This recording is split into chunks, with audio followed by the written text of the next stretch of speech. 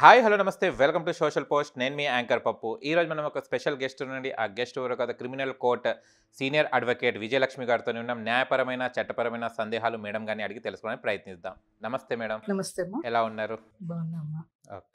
And ఇంకోటి madam, FIR రాసిన తర్వాత ప్రతి ఒక్క ఎఫ్ఐఆర్ కోర్టుకి దాఖలు చేస్తారా? ప్రతి ఒక్కటి ఎఫ్ఐఆర్ రాసినప్పుడు కోర్టుకి కంపల్సరీ హాజరు కావాల్సి ఉంటుందా మేడం? ఎఫ్ఐఆర్ బుక్ చేయడం ఏంటంటే ఫస్ట్ ఇన్ఫర్మేషన్ ఎఫ్ఐఆర్ బుక్ అవుతుంది, తర్వాత ఛార్జ్ షీట్ ఉంటుంది. ఛార్జ్ షీట్ అనగానే ఏంటంటే వీళ్ళు ఆ ముద్దాయిలు ఏమేమి చేశారు, ఎక్కడ చేశారు, దాంట్లో ఏమైనా వీళ్ళకి దొరికాయా, ఇన్వెస్టిగేషన్లో ఏమేమి బయటపడ్డాయి, ఇవన్నీ రాస్తారు. రాసిన తర్వాత పంచనామా అవన్నీ ఉంటాయి. ఆ పంచనామాలతోటి సహా దీన్ని కోర్టుకి ప్రొడ్యూస్ చేస్తారు.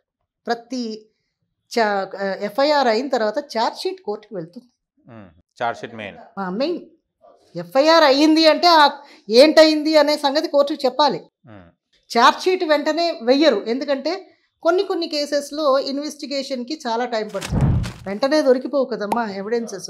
సో దానికి తర్వాత ఫైల్ చేస్తారు. ముందైతే ఎఫ్ఐఆర్ వెళ్ళిపోతుంది కోర్టుకి. దానికి సంబంధించిన జ్యూరిస్డిక్షన్ కోర్టుకి ఈ ఎఫ్ఐఆర్ పంపించేస్తారు, కేసు పెట్టేసి. ఒక ఎఫ్ఐఆర్ అయిన తర్వాత మనం ఇక్కడ బెయిల్ అనేది తీసుకోకుండా డైరెక్ట్ కోర్టుకి వెళ్ళి క్యాన్సిల్ చేసుకునే ఛాన్సెస్ ఉంటుందా మేడం? ఉండదు. ఎఫ్ఐఆర్ అవ్వకుండా ఉంటే సెటిల్మెంట్స్ పోలీస్ స్టేషన్లో చేయొచ్చు. ఇద్దరు సమ్మతి పైన. మాకు కోర్టు దాకా మేము వెళ్ళాము, మేమిద్దరం సమ్మతిస్తున్నాము అని అంటే కనుక పోలీస్ స్టేషన్లోనే వాళ్ళు మాత్రం చేయరు, పోలీసు వాళ్ళు ఈ సెటిల్మెంట్స్ చేయరు. అడ్వకేట్స్ కూర్చొని ఈ ఇద్దరిది విని సెటిల్ చేసుకోవచ్చు. లేదు పోలీస్ స్టేషన్లోని మనకి ఎందుకు వచ్చింది ఇలాగ కాదు, ఎవిడెన్సెస్ ఉండాలి అంటే అది కూడా వేసుకుంటే లోక్ అదాలత్లో వేసేసి కేసు క్లోజ్ చేసేయచ్చు.